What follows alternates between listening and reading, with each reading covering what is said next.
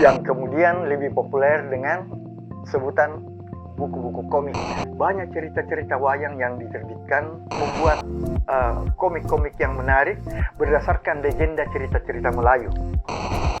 Si Buta dari Gua Hantu populer di Indonesia, bukan hanya DC dan Marvel, ada lagi satu.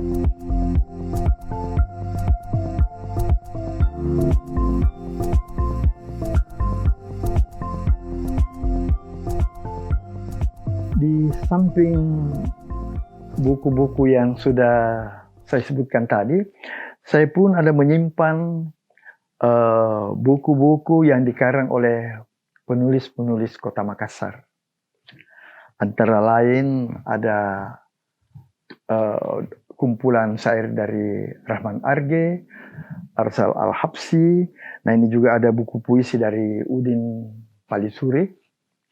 Dan ini, sahabat saya ini, Andi Palawa, yang banyak menulis tentang tokoh-tokoh, terutama dari Sulawesi Selatan. Antara lain, menulis tentang Rasak Jalle, tokoh pariwisata, dia juga seorang budayawan.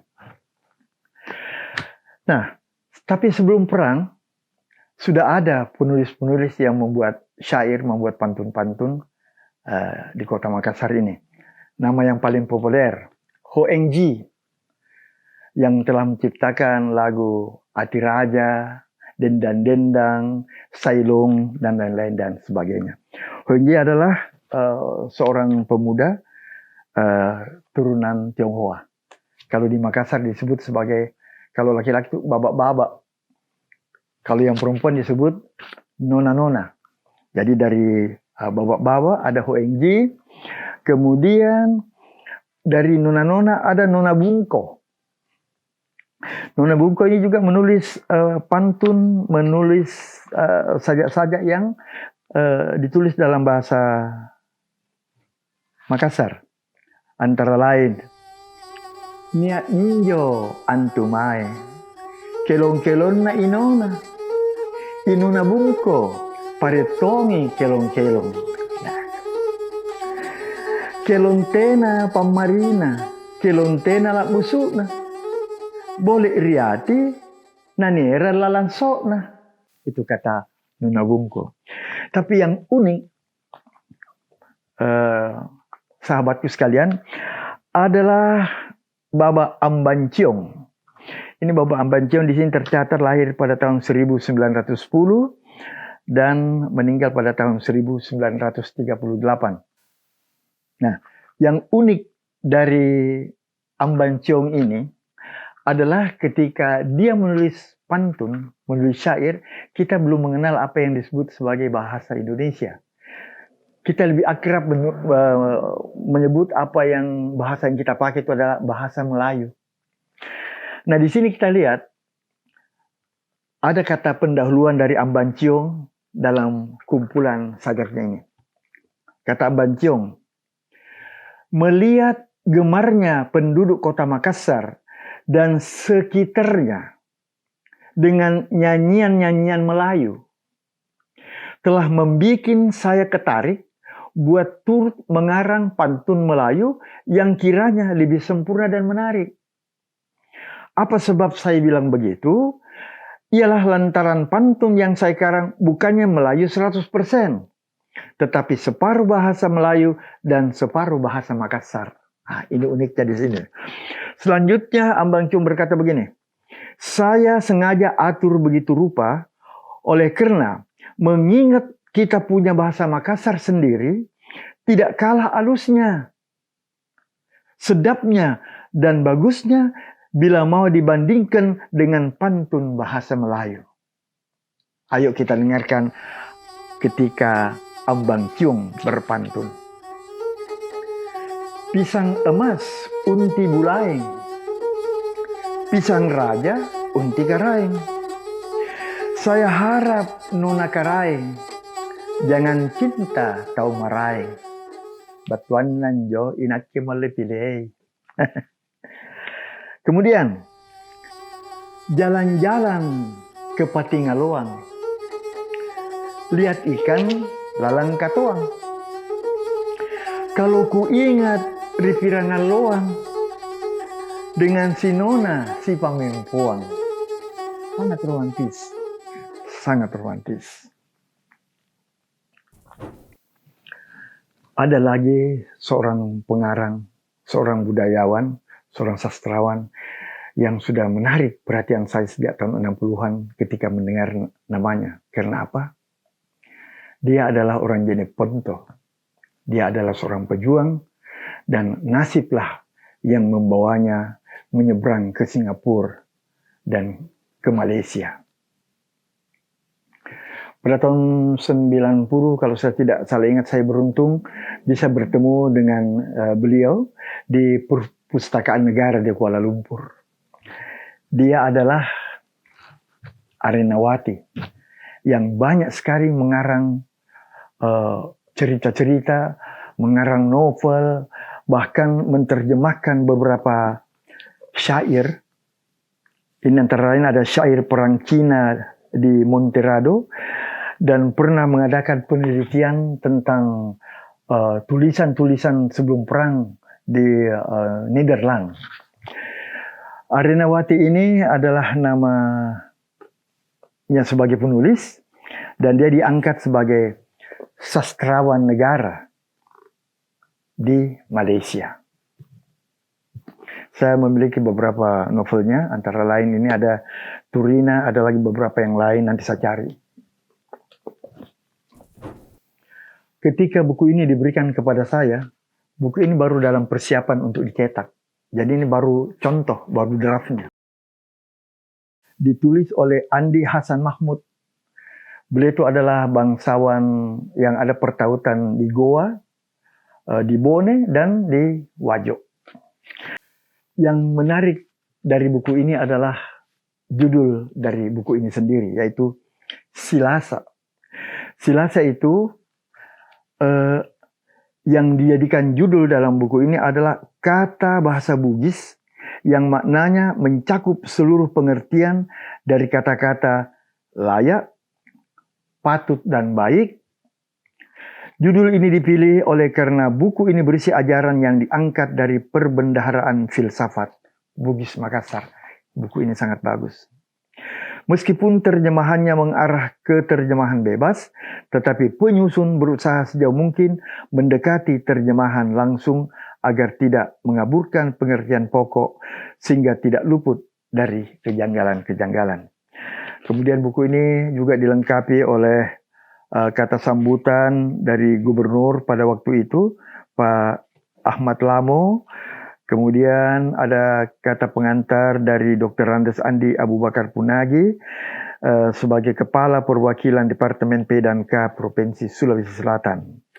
Ini buku yang sangat menarik, menjadi sesuatu yang patut disimpan.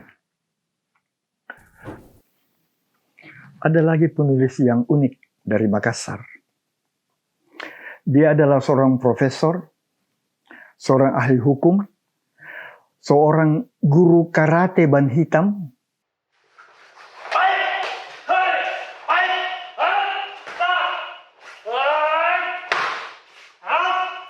tetapi banyak menulis buku-buku tentang hukum. Dia adalah Profesor Dr. Ahmad Ali SH.MH. Saya punya ada beberapa bukunya. Kemudian ini Dr. Randa Ratnawati, saya tidak tahu apakah penulis dari Jakarta, tetapi beliau menulis tentang buku yang langka ini.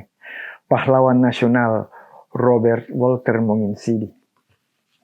Ini riwayatnya, sejarahnya. Saya masih menyimpan. Ini buku diterbitkan pada tahun 1977.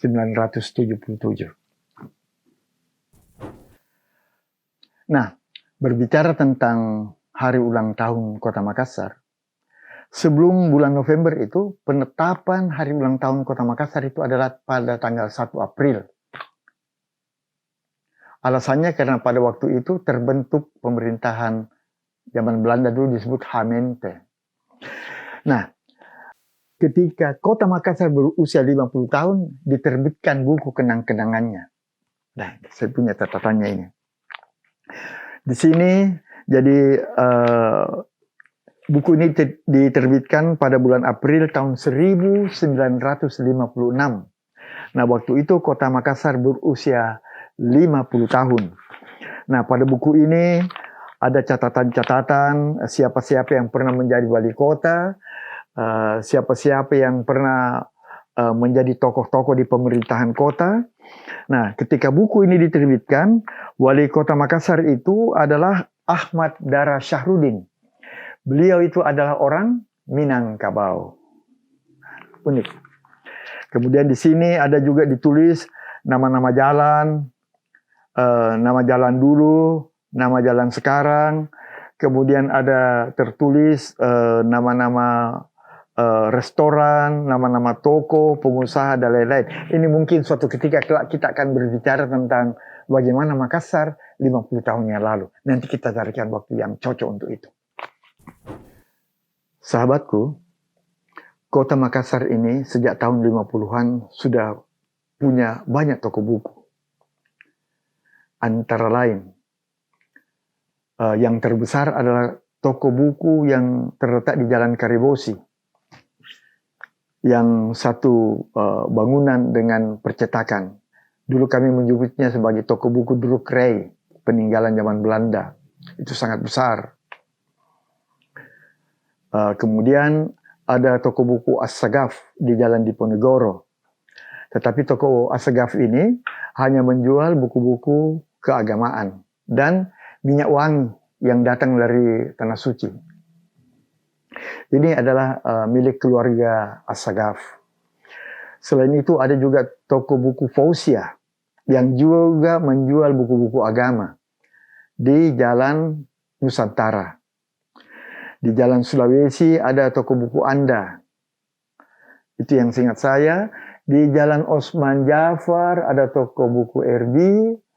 Kemudian ada beberapa toko buku lainnya. Ada toko buku rakyat di Jalan Gunung Lompo Batang. Kemudian yang terakhir pada zamannya dianggap toko buku yang terbesar yang menjual buku-buku umum adalah toko buku Hidayat. Disitulah berlimpah ruah segala macam majalah-majalah yang terbit di tanah air.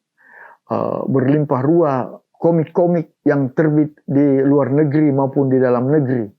Di situ berlimpah ruah dijual novel-novel terbitan luar negeri dan terbitan dalam negeri.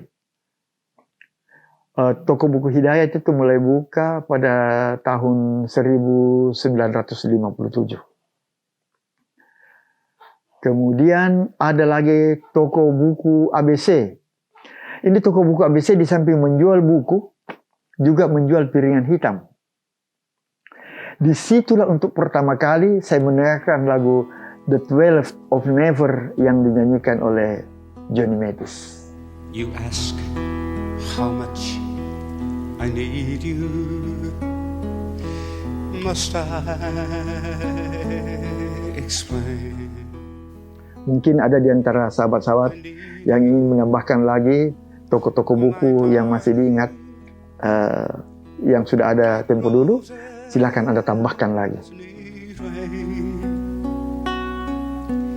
You ask how long I'll love you.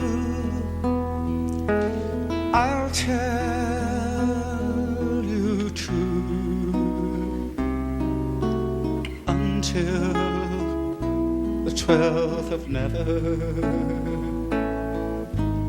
I'll still be loving